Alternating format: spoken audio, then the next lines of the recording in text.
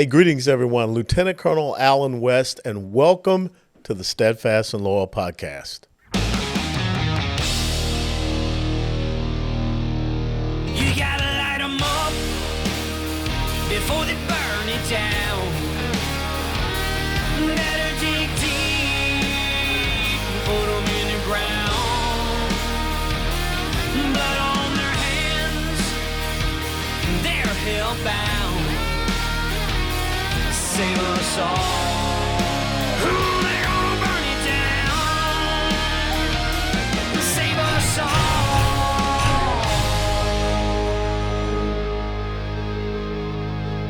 before they burn it down.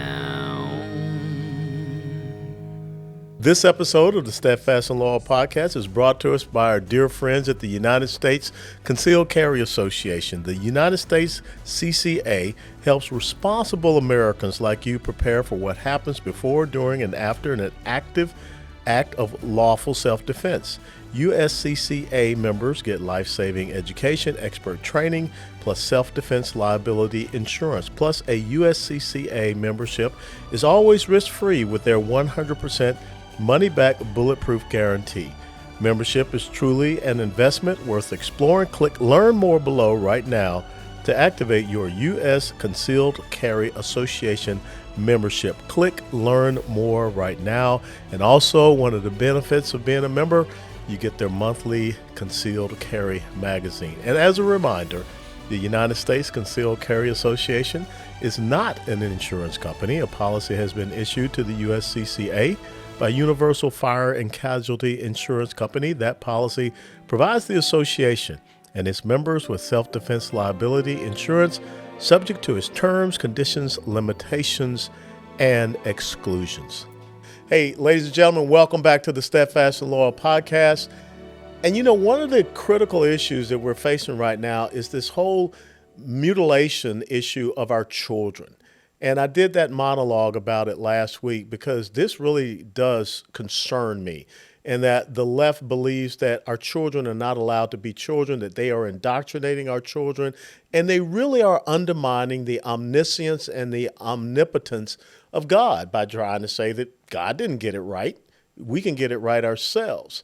And so when I look at this collusion between the progressive socialist left and members of the medical industrial complex, what is going on, we've got to have people that stand up and fight to protect our children. They recently passed a legislation, signed into law in Florida. And of course, President Biden has come out and attacked Florida, and they're trying to make a federal law that will allow our children to be mutilated. We got to stop that. And here in Texas, we got problems because for whatever reason, we still have these mutilation surgeries, puberty blockers, hormonal therapies, and what is supposed to be the Lone Star State, a state that stands up for individual rights, freedoms, and liberties, especially parental rights to protect our children. So I could not think of anyone better to discuss this topic than a gentleman by the name of Brandon M. Showalter, who will be coming down to Dallas pretty soon here to speak at First Baptist Church of Dallas on this very issue. Brandon Showalter is a journalist and podcaster with the Christian Post,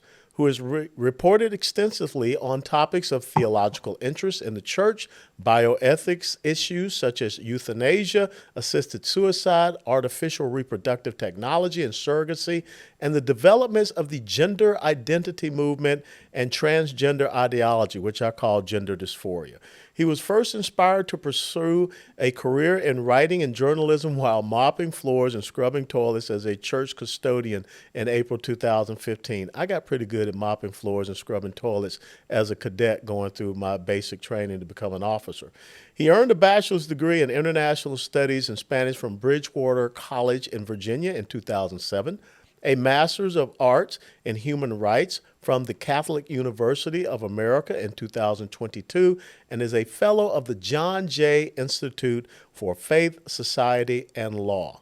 He is also a graduate, class of 2015, of a 3-year non-degree program at Bethel School of Ministry in Redding, California. And he says his favorite thing to do in life is to sing.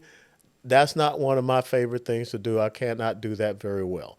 But we really want to talk to Brandon about this incredible book, Exposing the Gender Lie, How to Protect Children and Teens from the Transgender Industry's false ideology. Brandon, thank you so very much for joining us here at the Steadfast and Law podcast. Thank you, Alan. So good to be here. You know, when I think about this whole gender dysphoria, all of this transgender stuff, I mean, 5 or so years ago, nobody was talking about this. How has this become such a large issue and an issue that is really garnering so much support for, to me, less than 1% of our population? Well, I would even dispute that because I think everybody is male or female. And so you Yes. say less than 1%.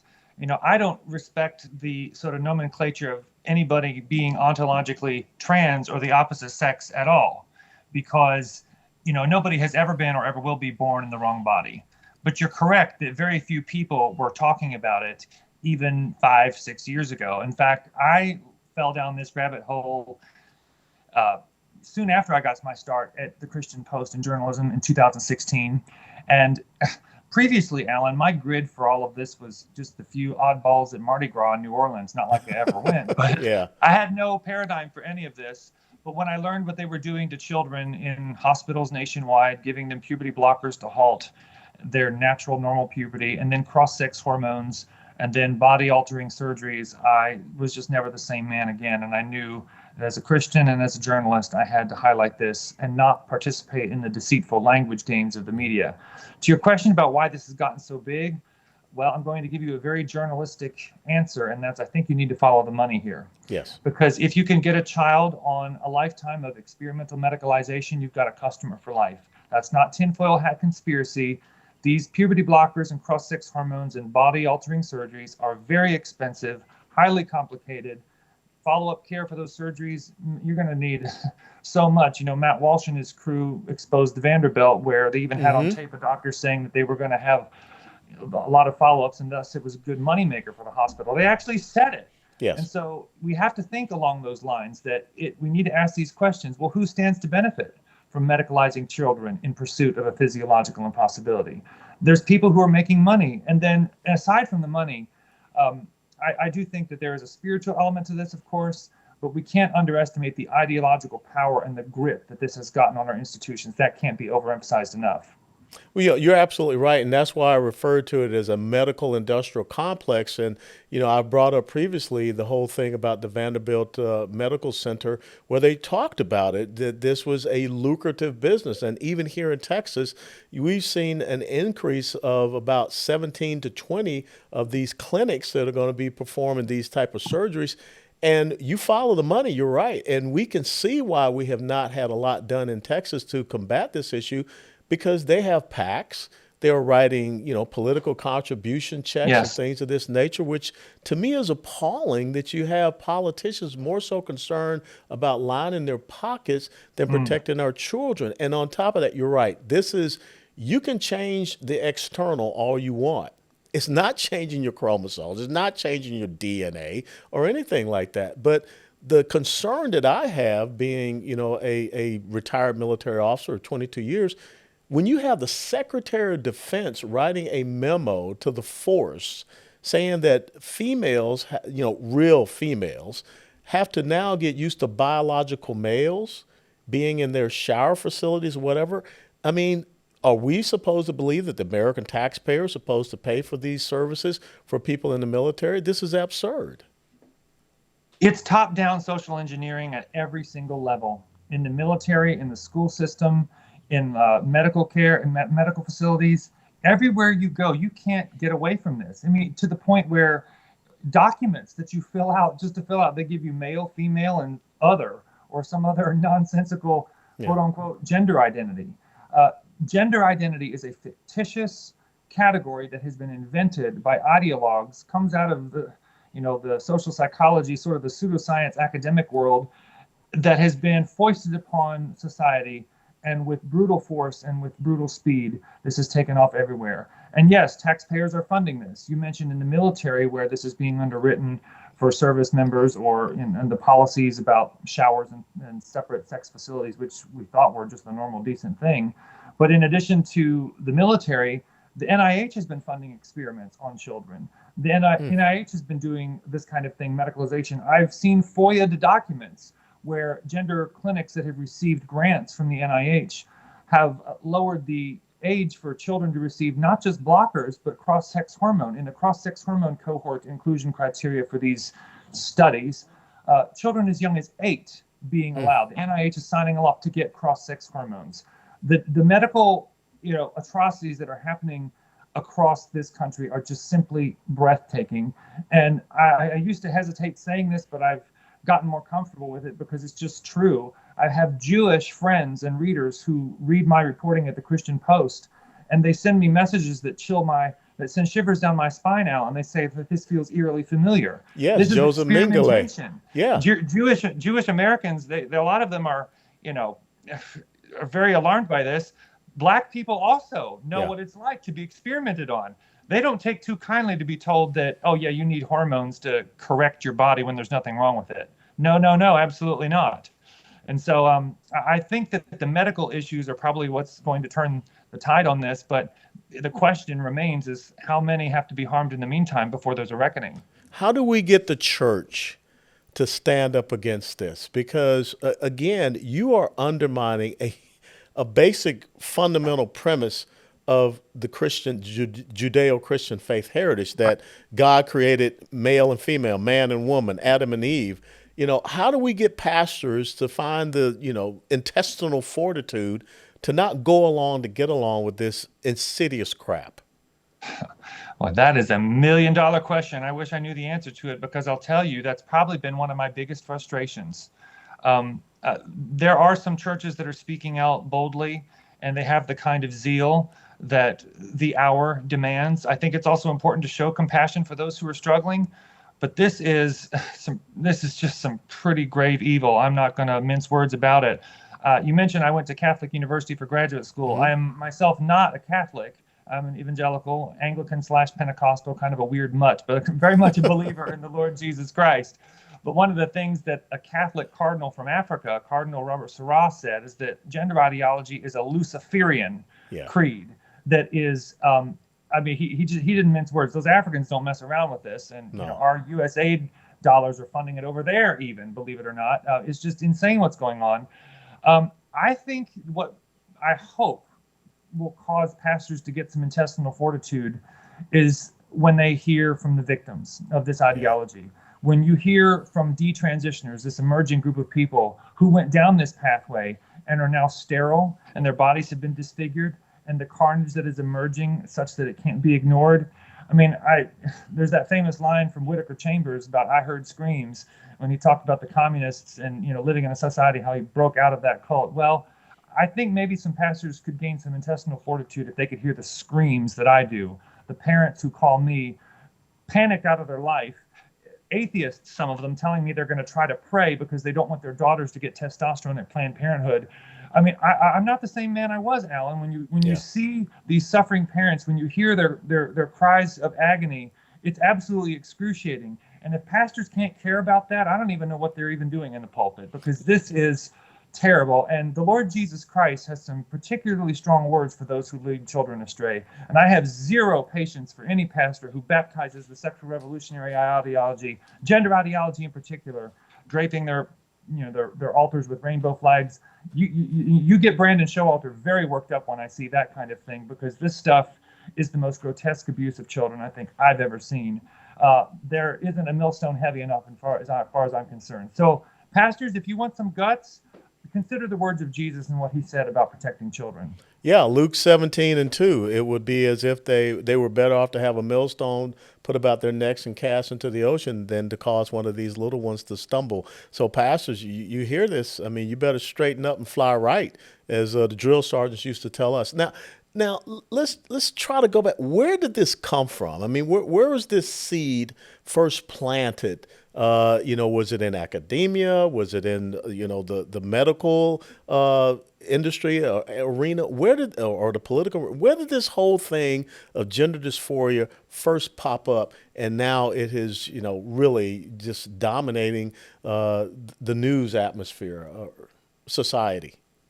Well, we say, and Jeff Myers, my co-author, and I say in Exposing the Gender Lie, the ebook, that there really isn't anything new under the sun. And, King Solomon and Ecclesiastes makes that clear. And we see even the Apostle Paul write in 1 Corinthians about how isn't it the very nature of things shameful for a man to have long hair? And the context of that verse is that a man is trying to appear as a woman for a manifestly sinful purpose. Even though there is nothing inherently wrong about women having slightly shorter hair or men having slightly longer hair, because in the contemporary West, hairstyles are relatively morally neutral. Yeah. But the modern explosion of gender ideology, it's a confluence of forces. I mentioned academia, and you say the medical industrial complex. Queer theory emerged from academia many decades ago, but as it has been said, what's taught in the classroom in one generation is practiced more widely in the next. I'm paraphrasing that old adage. Well, queer theory it's been gestating within our academic institutions for some decades. We quote Judith Butler and Gail Rubin, to name just two, in our book, where they are deconstructing the sexual binary and they manipulate words. And so now not only is gender just a social construct, but so is sex now too. So the ideological framework has been brewing for some time. Well, when the medical industrial complex enters the picture and they can then design products to market to our youth as an identity, because unlike past medical scandals like thalidomide and lobotomies, those were not marketed to our youth as part of some, identity, which a generation that's crying out for that amid the breakdown of faith and amid the breakdown of families. Our youth, our troubled young people, are sitting ducks for this kind of thing. And so when they are advertised, this fictitious, what one of my friends calls synthetic sex identities, as though that's going to give them meaning and purpose in life so that they can be their true, authentic selves, as the dogma goes, well, you've just got a recipe for disaster. And then all of this is reinforced, if not instigated, and starts in a lot of the schools where they're indoctrinated into this medical scandal, because concurrent with the medical industry's apparatus that's marketing this, you've got the ideological indoctrination happening in the schools as young as pre-K and kindergarten, in addition to what's going on at the university level. And then the media, which is basically the protection racket around both of these things, which enforce the narrative through the manipulation of words. I often like to say that the journalistic corruption has enabled the widespread medical harm. It's one big, many-tentacled beast that's out there to devour our children. And if anybody should stand up and be counted against it, it's people who believe in the Lord Jesus Christ, who reaffirmed Genesis, that we are made male and female in God's image. And the Christian Post is going to plant our flag on the hill of Genesis 1:27. That's not an optional doctrine. You can't get that wrong without getting the whole gospel wrong. Yeah, and I'm with you on that. It's interesting because the left is so good at manipulating language. That's when you can kind of get an understanding where they're going. And, the American Psychiatric Association calls it a mental condition, gender dysphoria. And now they're coming up with gender affirming care. Like this is really something that's supposed to be helpful. One of the arguments, and help us to understand and the audience to understand how they can debunk this assertion by the left, is that if we don't do this for our kids, we're forcing them into committing suicide. I see it as the opposite. Yeah, the suicide narrative is probably the most angering, because it gets me very hot under the collar when parents especially are told in medical or clinical settings that, well, would you rather have a living son or a dead daughter? It's that kind of manipulation that is used to instill fear and panic in parents, to strong arm them to go along with this experimental medicalization. And to your point about the left twisting language, yes, but I'll tell you, even some conservative media is very disappointing on this front, because they use the language of the opposition. Absolutely. And I'll say also, just credit where it's due, I know some radical feminists and even lesbian activists who are with us on these issues. The truth is true no matter who says it. And so I will take anybody who says the truth, but I'll make your point. You think about it, they're destroying Title IX. They're destroying women's sports. I mean, this guy up at University of Pennsylvania jumping in and swimming against females. Yeah. So, but I'll let you continue on. Well, and I think that was, I know people who, once they saw that guy on the swimming block, they threw the towel in and said, "I'm done. I'm done being quiet about this," because that just kind of encapsulated the ridiculous and insane nature of this whole debate. But you had asked me about, the twisting of language, and what was the second half of that question? I'll finish myself. Well, you hit on the issue of how do we debunk this theory? Oh, the suicide. Yeah. That's no parent wants to hear that their child's going to wind up dead. That's everybody's worst nightmare. Yeah. And so, of course, that's used. And yes, there have been some famous cases, because it's been broadcast in the media, of gender confused young people actually taking their own lives. And so they are held out as this is what's going to happen to your child too. The problem is suicide is such a complicated thing. You cannot reduce it down to just one cause. That usually people who are experiencing suicidal ideation, there are many things going on in their life. And so to say with certainty that unless you allow a child to take blockers or go on hormones or have a surgery, that they're going to or will very likely take their own lives by suicide, it's just straight up manipulation.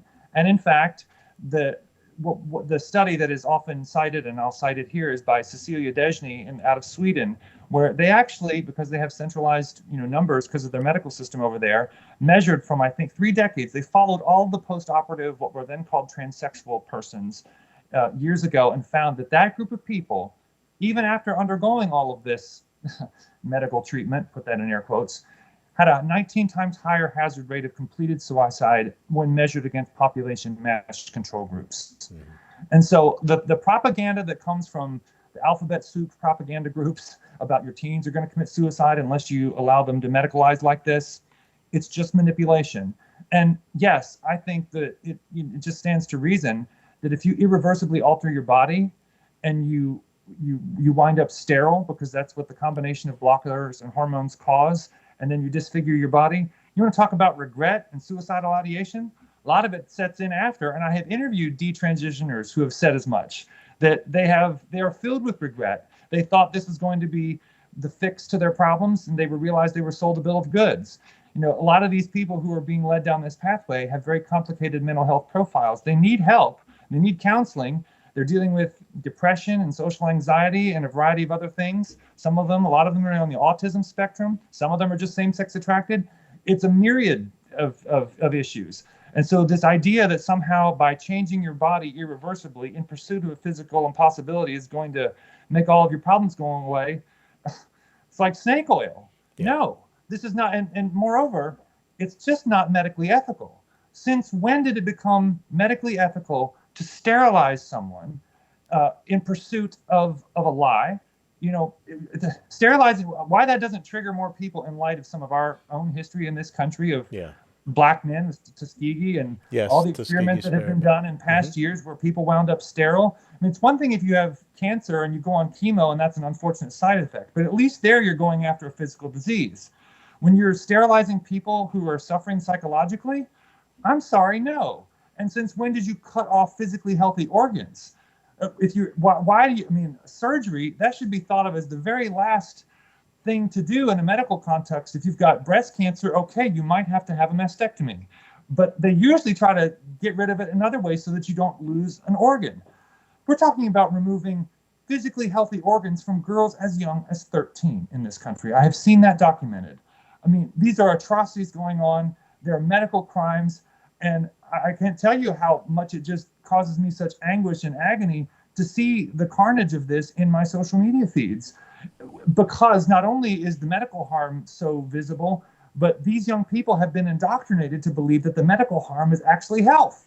Everything is inverted. As I was saying earlier, not only is the medical harm terrible, but concurrent with that has been this ideological indoctrination to believe that harm to their bodies is actually health care. Gender-affirming care. Yeah, you just mentioned something earlier that a lot of people don't realize, that this is now being looked at as Planned Parenthood as a new business opportunity.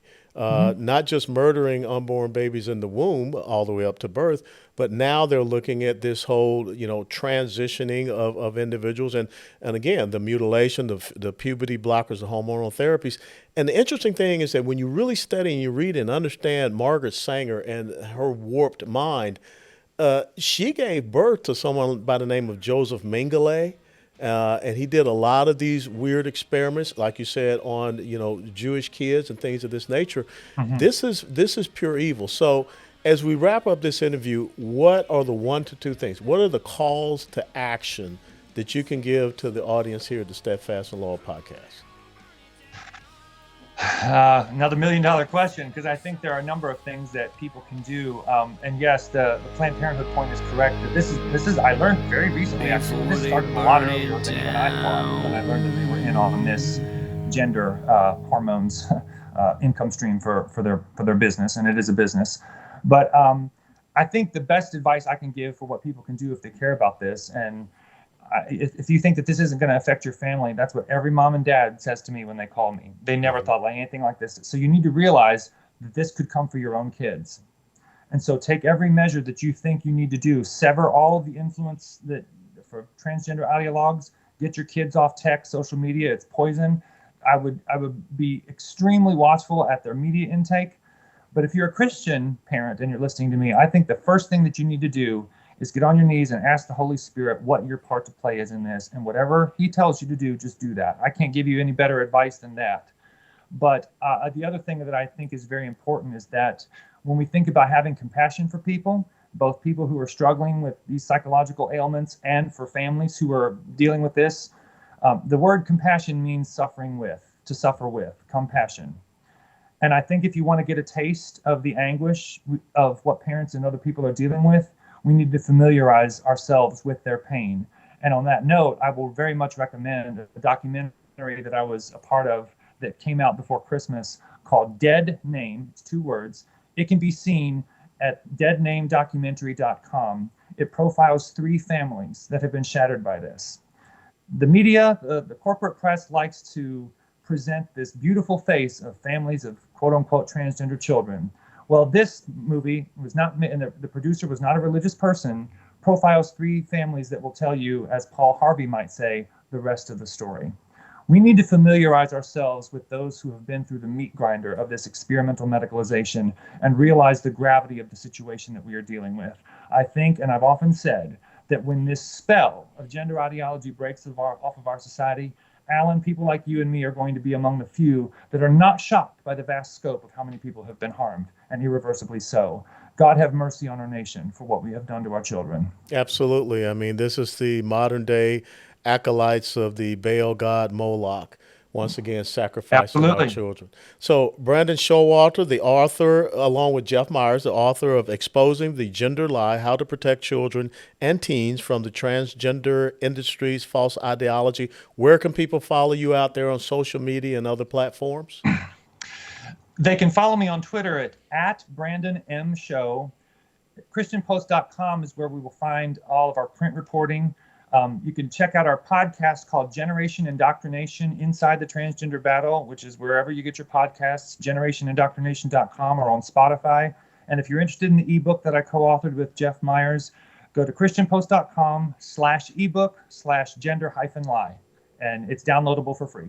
Thank you so much for, again, as I said, being the tip of the spear and being out there, because we need good, strong Christian men, warriors to stand in the gap and protect our children. So God bless you all, Brandon, and you, and give Dr. Myers my regards as well. Thank you, Alan. So appreciate it. Thanks for joining us on the Steadfast and Law podcast. All right, that's it. Very good. Now, my picture was frozen the whole time, but I gather you guys got it recorded there. No, it's all good. Okay, good. Yep, we're squared away. I get a little fired up on this topic. Can you tell? No, I don't know if you saw my monologue from last week. I think I beat you a little bit on intensity. Well, we need feisty, fiery people. And I'll tell you, the one thing before I go, I'll just tell you very quickly that that spurred me on. A couple years ago, a very godly pastor that I know told me that he had a dream. And I wouldn't just take this from anybody, but this is a very godly, humble man. And it was so powerful. He woke up and he couldn't stop crying for the rest of the night. But he had a dream in which he saw a bunch of children who had been, mutilated and disfigured from trans surgery. Uh-huh. And that still small voice of the Holy Spirit said to him, "The iniquity of the Amorites in America is complete." Yeah. And so, like the Amorite types of Genesis 15, what God told Abraham back then, those type of people in our nation, God is going to bring cleansing and judgment against them soon. And Lord, hasten that day. And so until then, I'm just going to do my little part and trust that God will destroy this evil in his perfect timing. Same here. Right with you, Brandon.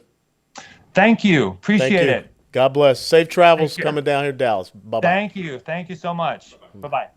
Ladies and gentlemen, thank you for taking the time to join us here on the Steadfast and Loyal podcast. Special shout out and thanks to Brandon Showalter for being with us and his thoughts, perspectives, and insights on what, without a doubt, has to be the medical industrial complex's transgender industry ideology that we must protect our children from. If you like this podcast, please click the like button and share it with others. Until next time, steadfast and loyal. before they burn it down.